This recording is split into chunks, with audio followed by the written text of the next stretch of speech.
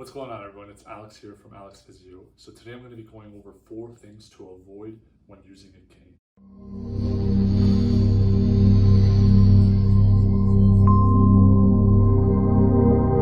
First one is using the cane or the gait aid on the same side of the injury. It seems like common adage to use the cane on the same side of the injury because the premise is that we're putting less load on that side, but you're actually putting more load on that side by having it on the same side because you're putting more of your body weight where that arm is. So alternatively, you want to have it on the opposite side because that way you're actually leaning away from the injured side and you're putting more weight through your arm. So you're offloading, and in turn, if you're putting more weight on the arm, then you're offloading the amount of load that's going through the injured knee, hip, ankle, foot, and it's going to make the movement, walking, stairs much more tolerable.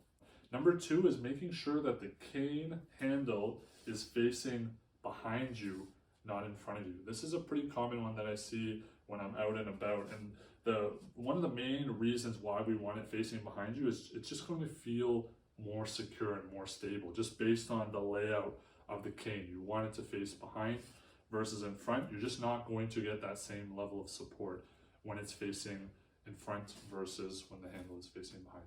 Number 3, the cane is too high or too low. We want to make sure it's at the appropriate height, and the way we measure that is by having the wrist crease in line with the handle height. And the reasoning for that is if it's too high, you're not getting the same amount of leverage and you're irritating or putting more load on your shoulder if it's too high.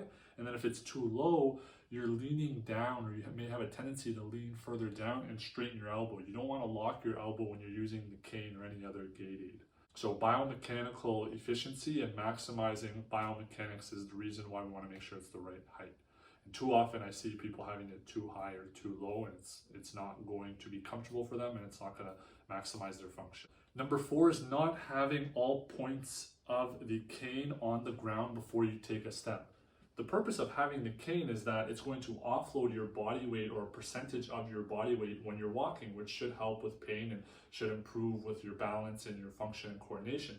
But if you're walking and you don't have all 4 points on the ground, not only is that increasing the amount of instability or unsteadiness that you're having, it's also running the risk of increasing the chance of an injury or a fall, because if you're leaning on the cane but not all 4 legs are on there, or even the one leg if you're using the cane, it's just not going to be the safest for you to utilize. So you always want to make sure, even if it does slow you down a little bit, to have the points of the cane on the ground before you take that step, or after you take that step, to try to offload that leg that's sore or that's injured. And then just another aside, this demonstration is obviously done with a quad cane or a 4-point cane, so 4 points of contact on the ground, which is going to give you a little bit more support and stability than a single point cane, one of the canes that we most commonly see when we're out and about. But the premise behind what are some of these things that can go wrong are the same. You want to make sure these principles apply to if you use a 4-point cane, if you use a single point cane, if you use a crutch, just to make sure you're maximizing your safety, maximizing your weight transfer away from that affected side, and maximizing your function. So hopefully you found value in that video. Let me know what you think in the comments below. Do you use a cane or a crutch or any other sort of gait aid to help with your walking or your balance or your coordination? Let me know down below. And until then, we'll see you in the next video.